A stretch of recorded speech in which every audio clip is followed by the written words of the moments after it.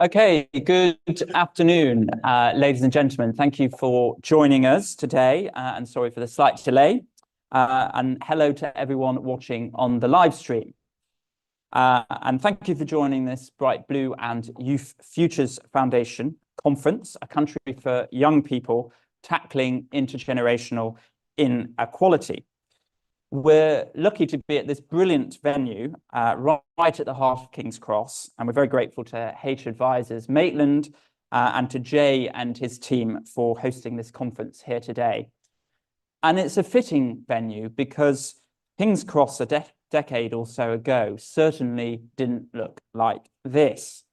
With Coal Drops Yard in the background, Google, Meta, Nike, Universal Music, Central St. Martin's, it's been brilliantly and successfully regenerated, renewed.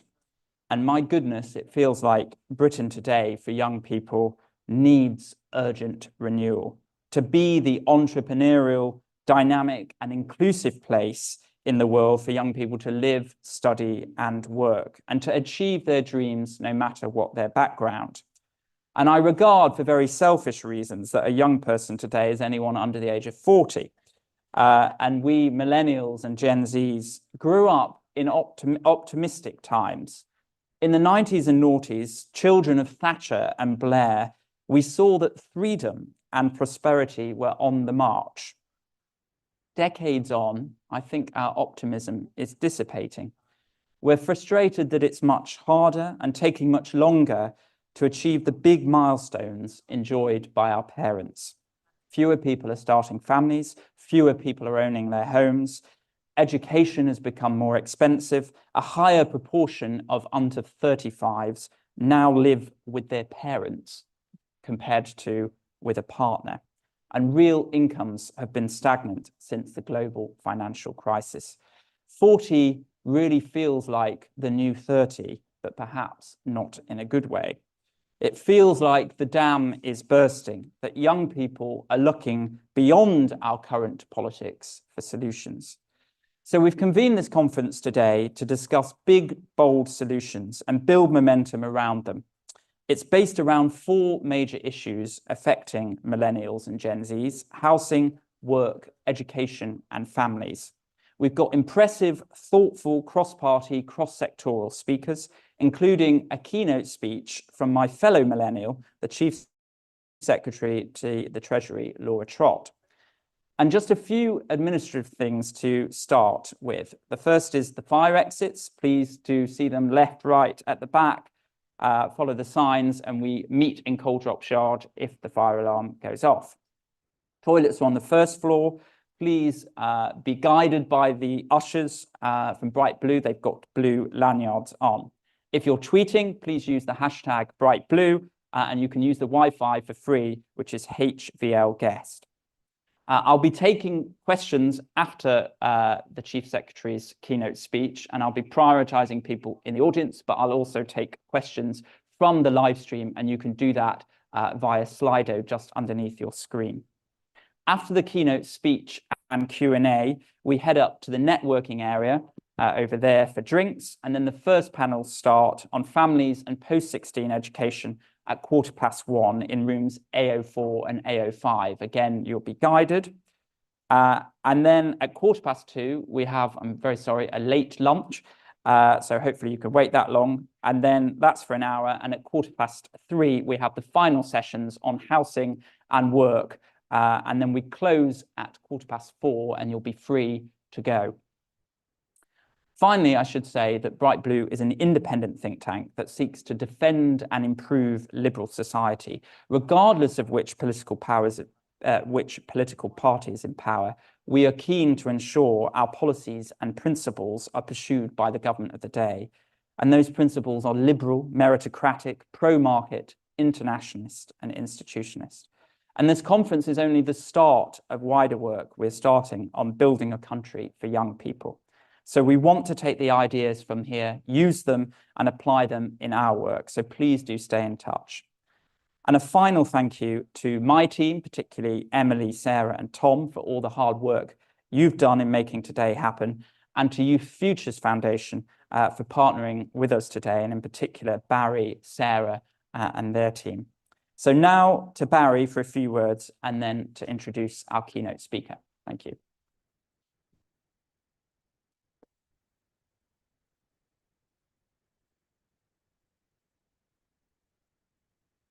Thank you very much.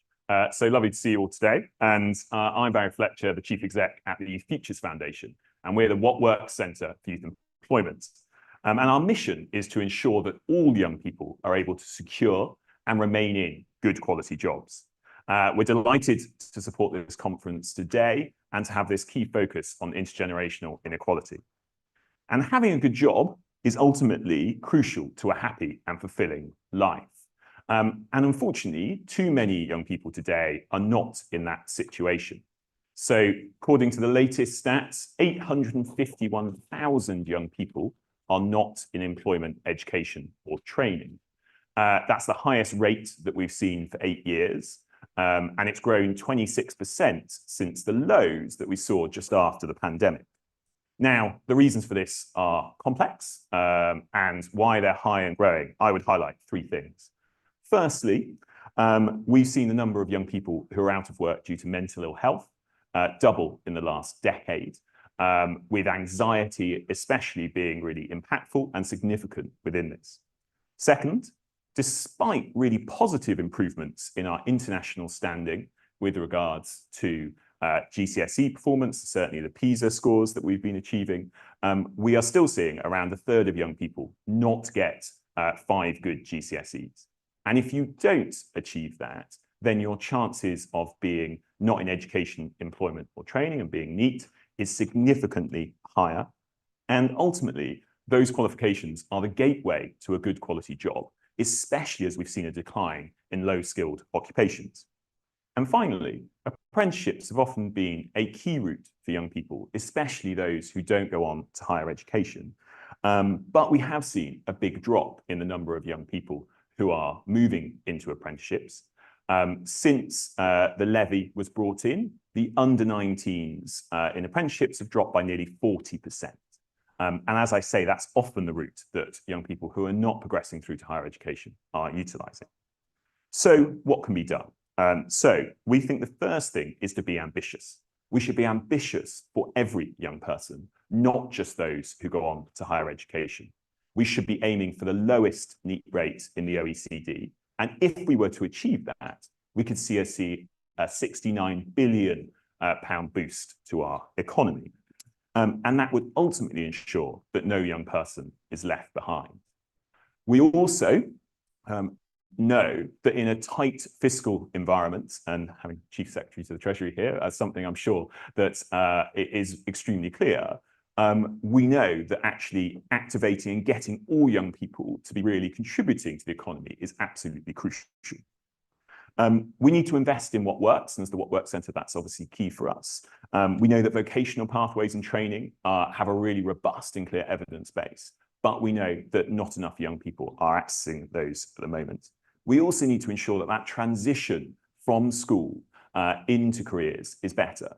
We know that's not working as well as it could be at the moment. And I think this is key. Despite some really positive announcements by the government today on apprenticeships, I think we need to put young people back at the heart of our apprenticeship system. And those countries who are better than us when it comes to NEET rates generally do that, and generally do that really well.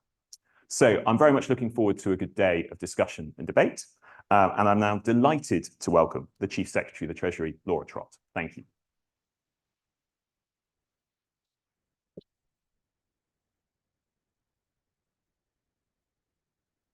Hello, everybody. And I'm delighted to say that I fall under the definition of young people announced by Ryan today. So that's made my day before we've already started. But look, it's a real pleasure to be here today. And I'd like to start by saying a huge thank you to each of you for attending, for everyone online for logging in, and to Ryan and Bright Blue for the invitation. Intergenerational inequality is a really important topic and a subject very much close to my heart. And I want to congratulate Bright Blue for the pioneering work that you've been doing in this space for years. Ryan is a force for moderate conservatism, and I know this is a topic he cares deeply about. So it's a pleasure to be here this afternoon, to share my thoughts and to answer your questions. As Margaret Thatcher once said, Conservatives are not merely a pragmatic party responding to situations as they arrive. We have deeply held convictions of the kind of society that we want to see, a real vision of a community in which each individual can fulfil their greatest potential. It is thus an essential part of our Conservative philosophy that we give equal access to opportunities, and tackling intergenerational inequality is a central pillar to making this happen. So what does this mean? Well, we've talked about some of the themes already today. Excellent outcomes at school, a world-leading university sector, the ability to own your own home, vibrant careers in well-paid jobs, confidence in the prospect of retirement. And these are, in fact, some of the hallmarks of this Conservative government. And I want to be clear today that since we entered government in 2010, huge progress, often against the odds and in face of adversity, and certainly in circumstances far less benign than those faced by New Labour, progress has been made. But is there more to do? Of course there is. But we can be optimistic about the future because of the improvements that we have already made. Since 2010, like all Western governments, we've seen the knock-on effect of the 2008 financial crisis, the most serious global pandemic since 1920, the worst war on the European continent since 1945, the return of inflation and war in the Middle East. Things have been extremely tough recently, but there is light at the end of the tunnel. The economy has turned a corner. Inflation as self-tax on us all, especially the young who are less financially resilient, has more than halved. Real wages have grown for the 7th month in a row. Our economic plan is working and forecast shows that things are going to continue to get better. The IMF predicts that the economy is expected to grow faster than many of our European neighbours over 24 to 28. And why does this growth matter? Growth means more opportunity and prosperity, translating directly into higher living standards for everyone across the UK. And it is the youngest who often suffer most in recessions. Just look at what happened during the financial crisis. The most important thing we can do to help the next generation is to give them a thriving economy. But while an improving economy provides the bedrock, today I want to explore the themes of key areas where I think inequality has surfaced and can most effectively be tackled. And as part of that, I want to start telling the real story of the last 14 years. So let's start at the beginning, education. The best shot we get at determining young people's future. When educational inequalities do emerge in early childhood, they've been found to continue throughout a person's life, affecting entry into higher education, future employment, and lifetime earnings. That's why the reforms we've brought in since 2010 have been so important. When we came into power in 2010, schools in the UK were behind Germany, France, and Sweden in the OECD's PISA education rankings, that wasn't easy to say, for reading and maths. And now we are ahead of them. Successive Conservative governments have driven up education standards, making England now one of the top performing countries for education in the Western world. Schools rated good or outstanding across England have risen to 89%, up from 68% under Labour. And children in England are rated some of the best readers in the world. We're also ensuring our children have the skills of the future by giving T-levels and A-levels parity and supporting over 5.5 million apprenticeship starts since 2010. And we're home to some of the world's leading universities. These things have not happened by chance. Since 2010, the reforms that we've put in place have been driven by the idea that transmission of rich subject knowledge should be the priority for schools. We replaced the 2007 national curriculum because it was based on a series of general aptitudes with insufficient subject-based content. In its place, we introduced a national curriculum which gives pupils a grounding in the best that has been thought and said. For me, the imperative on schools is to deliver a curriculum that is rich in subject knowledge. This is essential in spreading opportunity to children from less advantaged backgrounds. I would urge all of you, when you see a party talking about putting a subject into the curriculum that isn't there at the moment, or spending more time on something else, you must ask them, what are they taking out? Because if we're going to continue to succeed in changing social mobility and driving down intergenerational inequality, this laser-like focus on academic quality in schools must continue. We cannot rest on our laurels and think the job is done. We must continue to ensure that the curriculum does not slide into a skills-based approach, lacking in subject-specific knowledge, which will be regressive, a disservice to disadvantaged children. This, by the way, is what has caused so many of the problems in Wales and Scotland.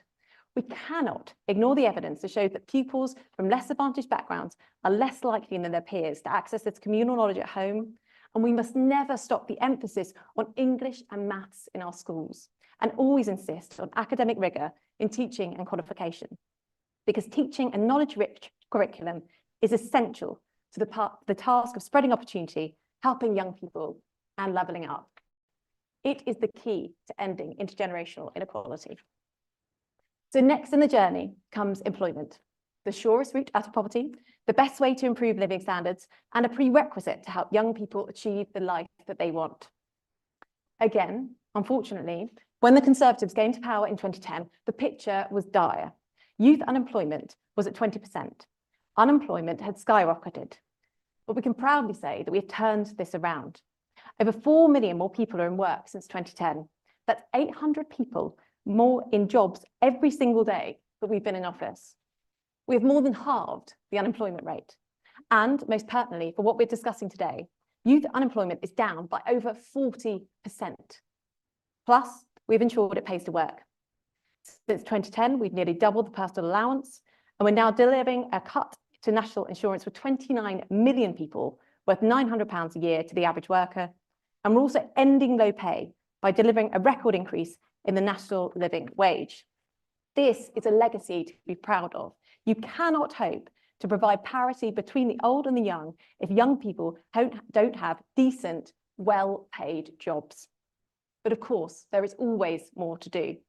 Analysis from the House of Lords showed that 15 to 24-year-olds are more likely to be in temporary work than other age groups. And therefore, to better support young people, we're providing tailored work coach support to people aged 16 to 24 who are on universal credit. By reducing the barriers young people face, the government can support young people into high-skill, high-wage, secure jobs. We also need to make sure that young people's jobs are in the industries of the future. The UK is home to many high-growth industries: aerospace, film production, artificial intelligence, and more. Industries that are pushing forward these skilled jobs of the future. The funding and tax breaks that we provided across these sectors, including at last year's autumn statement and this year's budget, are aimed at helping to build a pipeline of future talent. Building these sectors up is not just good for the economy, it's good for individuals, particularly young people who take pride in doing fulfilling, exciting, and varied work with the opportunity to progress. The next piece of the puzzle, after a quality education and a decent job, is housing. And as the Secretary of State, Michael Gove, argued, the quality of the homes that we live in, the physical nature of our neighbourhoods, the design of our communities determines so much. Our health, our happiness, our prosperity, our productivity all depend on where we live. And that is why housing policy, the building of new homes, the stewardship of existing properties, the planning of our towns, the fundamental landscape of our lives requires long-term thinking and a long-term plan. However, it is here that tensions between generations and tensions between different public policy aims can be acute. But let's again reflect on our record of delivery. I don't actually know if many of you in this room are aware, but we have built more homes over our time in office than Labour did under Tony Blair and Gordon Brown. In this Parliament, we've delivered the highest number of new homes in a year for 3 decades, and we've assured the highest number of first-time buyers in 2 decades. And we're on track to meet our manifesto target of delivering 1 million new homes in this Parliament. Not only that, but our £11.5 billion affordable home programme is delivering tens of thousands of affordable homes, and we're scaling up to deliver tens of thousands of new homes specifically for social rent. But we need to go further than this to create a stronger, fairer housing market. While some local leaders have set the pace in building homes in urban areas, including the brilliant Conservative Mayor Andy Street in the West Midlands, exceeding the numbers of assessors necessary for his authority, delivery elsewhere is behind where we need to be. London has a particularly poor record. The London plan identified capacity for around 52,000 new homes annually, but in recent years, London's aims were just 17,000 homes a year. And that holds back the whole country. As Conservatives, the heart of our approach is making home ownership a reality for more people, reflecting our core principles and values. So we will and must remain focused on first-time buyer support. Supply will be boosted through the Affordable Homes Programme, and our First Homes Programme will provide discounted homes for first-time buyers. Because buying a home isn't just about investing in an asset, it's investing in your future. It builds community, provides roots, and puts us on the path to better equity between generations. I want to, which might seem a little bit odd, talk a little bit about pensions for a second, because what happened under Labour to your workplace pension is one of the biggest causes of intergenerational inequality. It took away hundreds of thousands of pounds from young people going into the workplace. And let me explain why. In the 1990s, most people who worked had a defined benefit pension.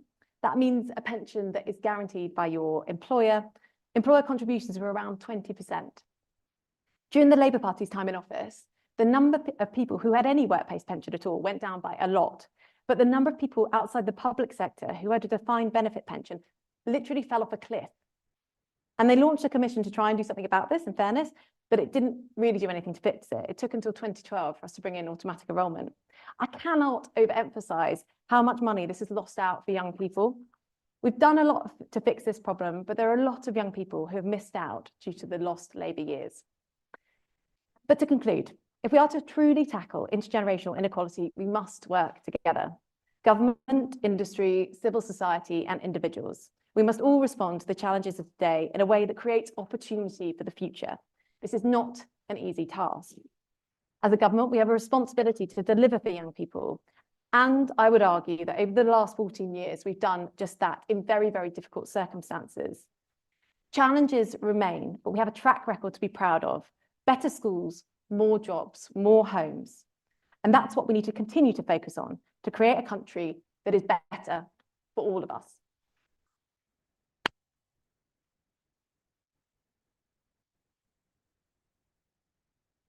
Thank you, Laura, for that very thoughtful speech and a very robust defence of the Conservative time in office. And I was particularly heartened to see you defend a knowledge-rich curriculum and the benefits of that to disadvantaged pupils in particular. Let's take questions. I've got questions myself, but I've been speaking quite a lot. Let's open it up to the floor. So we have a mic which will come round. So if you could wait for that mic to come to you, that would be great. But if you could put your hand up and say who you are and where you're from, that would be great. So any questions from the floor? If not, I will just go. Here you are. Yes. So the mic is on its way now. So just if you can go up to that. That's it. You're going to be doing a lot of running, Will. Great fitness for you. Good workout for that. From the MSP and parent and charity coalition today.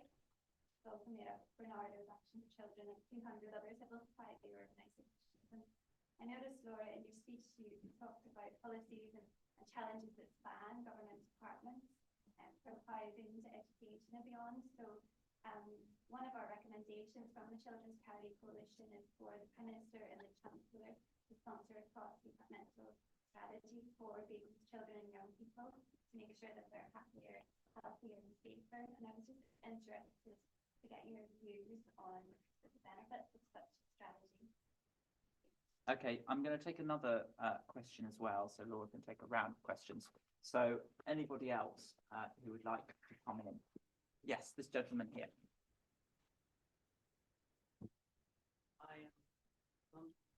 Yes. Gabriel, University of Essex. How do you think the government can improve the transition from education to work? Great. And any other questions? And just to remind people watching on the live stream, you can do that via Slido, which is below the screen that you're watching. I'll ask a question then, which is, we were very encouraged to see in the budget a cut to national insurance. We're of the opinion that the burden of taxation falls heavily on young working age people. But we felt that you could have gone further. is there plans to go further to really cut the weight of taxation that now falls on younger people, particularly as a result of student loan deductions as well? Brilliant. Well, look, all excellent questions. Let me just take one by one. Firstly, thank you for the work that you do and the NSPC do. I think it's just so incredibly important. I've been in government for a long time now as a special advisor and then now as an MP. I first started with the Conservative Party back in 2009. And what I would say, my observations for what really works within government is where you have clear responsibility for outcomes resting with one individual department. So cross government commissions do have their place. We have a number of cabinet committees, for example, which work, I think, very well. But I think it's very important that a department fundamentally owns something, because that is how you really drive change through the system. Where there is diffuse responsibilities, that is what can often cause problems. So I completely endorse the aims of what you're talking about. I think potentially you'd probably be looking more at a cabinet committee rather than anything else. And that would be the direction that I would encourage you to push in. In terms of moving people into work, I think that careers service is something that multiple governments have grappled with in terms of how do we get that move from schools into work more effectively. Obviously, apprenticeships are a huge part of that and have been enormously successful and have been a real, I think, underrated success of this government that we need to talk about more, and we are today, which is absolutely brilliant. I think work experience is also really important. It's something that we just need to continue to emphasise in schools. National Career Service is doing that, and I think there's more we could do in that particular space too. And then on the budget and taxation and where it falls on young people, I thank you for endorsing the national insurance cut. It is incredibly important because we think that this double taxation on work does need to end in the very long run for exactly the reasons that you talk about there, Ryan. But we're always going to do it when it's fiscally responsible to do so. You know, what happened in this budget, that was a multi-billion-pound cut. We will always take these steps when we can do it without cutting spending and when we can do it without increasing borrowing. So in a responsible way, what we've done is set a direction and said that we will do it responsibly when we can, whilst recognising the problem that you identify. I mean, national insurance is one of the big three taxes alongside VAT and income tax. If you're going to get rid of national insurance, presumably other taxes will have to rise, such as income tax. Well, that's not what's happened so far. Like, look at our track record. You know, I've been in this job for a few months. We've had 2 fiscal statements in that time. We've had the autumn statement and the budget. And what we've shown there is actually, with responsible stewardship of the economy, what we've been able to do is cut national insurance without rising those other 2 things. You know, and that is what is really important and why we've taken the measures we have to grow the economy. And I talked about growth in my speech, and it can sometimes be something which it's the answer to everybody's prayers, right? Everyone just talks about growth and then it will be fine. And what you need to do is you need to have a plan for growth. You need to set out what you're doing. And that's what I believe we have done in the autumn statement and in the spring budget, because it is really vital to our country's future success and for young people. Great. More questions. So this lady here. Hi, thank you so much. I'm Claudia Toma from Whitestone Insight. Thank you so much for what you talked about with regards to getting young people into employment. But I was wondering whether you could talk more about what we are going to do to tackle underemployment. So how we're going to ensure that young people actually receive jobs that pay and will help them to escape that cycle of student debt and yet still afford a house, as opposed to just being on minimum income. Great, thank you. So question on underemployment. We'll take this gentleman here. Hi there, Paul Stoke from the Trust. We've talked a lot about government interventions. There's been some really welcome policy announcements today on apprenticeships. But I wonder if the Chief Secretary could give her thoughts on what more the private sector can do and how government can inspire the private sector to support into employment of the small young. Great question. And then this lady right at the back.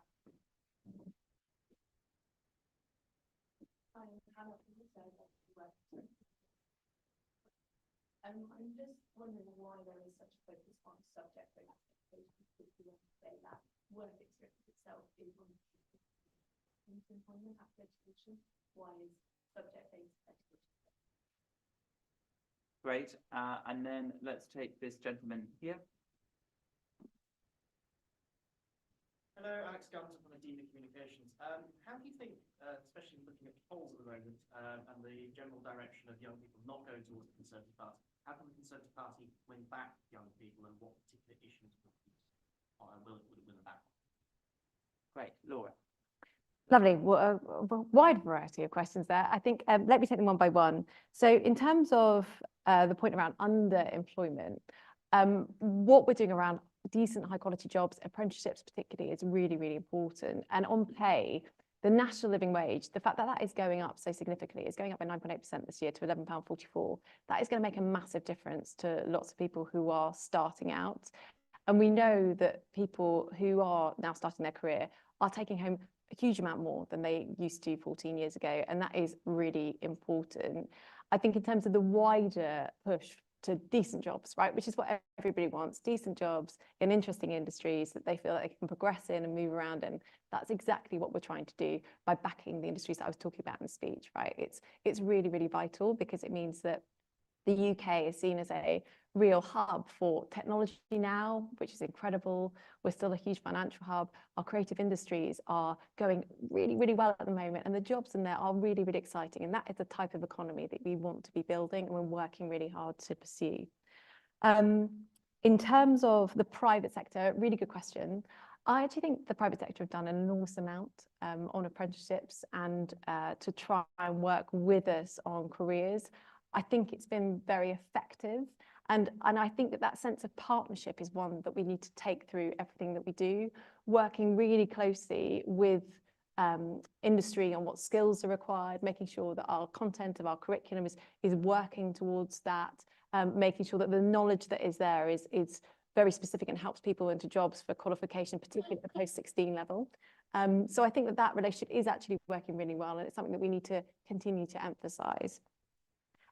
On subject, this is a subject really close to my heart, which you've probably heard about. I think it's really hard when you're talking about schools. There's always things that people want to put in the curriculum, and they're normally really great, right? Like, you know, talked about an abstract. I won't highlight specific things here, but when you talk about things in abstract, it sounds lovely. Of course, children should be learning this. Of course, children should be learning this. But they need to be able to read and write properly and add up and have those skills that can take them into a job, because we know that that is the determinant. Reading and writing and subject rich curriculum is the thing that will get you a decent job. It really does help determine your future life chances. That is why we've done so well in PISA versus other countries. Those are the changes that we've made, and we can see that they really made a difference. And we have to continue to argue for them because they're constantly under attack from various people who think that it's not right that we examine children in such a way that they're, you know, the other things should be in there instead. And so it's really important that we continue to make the case for a subject rich curriculum. And I think the strongest argument for that is that it's worked. It's made a massive difference to children in this country, and it was a real battle. And so the job is never done on this, but we will be failing the most disadvantaged kids if we don't continue to argue for it. And then on the point around younger people, look, I am a very firm believer that as a politician, you just have to do the right thing, and you have to stand here talking about what we're doing, why it's important to all of you guys, and to argue your case. And you can't do any more than that. And so I do think we have a record to be proud of. I know there's a lot further to go in certain areas. I think it is really important that people do understand the context in which people are operating. And I think people do actually get that, right? Like, they understand that in 2008, there was a huge financial crisis that reverberated for a number of years, that we have had a once in a generation, probably hopefully more than that, pandemic, and that there have been severe shocks to our economy in recent years. And throughout that, we have really tried to do our best and to help prioritise young people. And I think that speaks to the many steps that we've taken that I outlined in the speech today. So I think we just need to keep talking about that, keep talking about why it's important, and keep talking about what we're going to do next. And then everything else, if it may follow, it does, but at least we're doing the right thing. A final question for me, because I know you need to go, is just on, you know, what's happened in recent decade or so is the rise in mental health problems amongst young people, particularly reporting of anxiety and depression. Seems to be quite a strong correlation with the advent of kind of social media and Instagram and that sort of stuff. Be interesting just to get your perspective on what you think is behind that rise and what you think government can do, if anything. I think we do need to be very wary about the effects of social media on young people's health. I mean, at the extreme, we've had a number of horrific, like heart-wrenching examples of suicides of young people because what they've seen online. And there's been some incredibly brave families who have worked so hard to get changes. We have brought in a bill recently, which the effects of which will start to be kind of implemented properly soon. I think that will make a difference. But do I think there's more that needs to be done about social media? Absolutely. Of course, there's more that needs to be done. And this is something that I think we need to constantly keep under review. I also think that the effect on the pandemic of young people was just particularly acute. And I really hope as part of the inquiry, we look at what the right thing is to do about schools in those circumstances. God forbid this happens again. That we need to be really clear the huge impact that closing schools had on young people and the impact that it's still having on lots of people because of the mental health effects that it had, which are just horrible to see, and we all see it in our own constituencies. So that's another thing that I think needs to be picked up in the future. Great, thank you, and thank you everyone for watching, including everybody who is watching online. Unfortunately, you don't get to see the next panel sessions because you're not here in person, but thank you for watching on the online nonetheless. Just to say that we're now going to head into the room over there and have some refreshments before the panel sessions start. They are on families and on post-16 education. They start at 1:15, so we've got a little bit of time before then.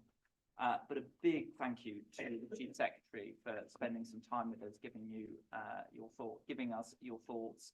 We're very grateful for that. So a big round of applause, please, for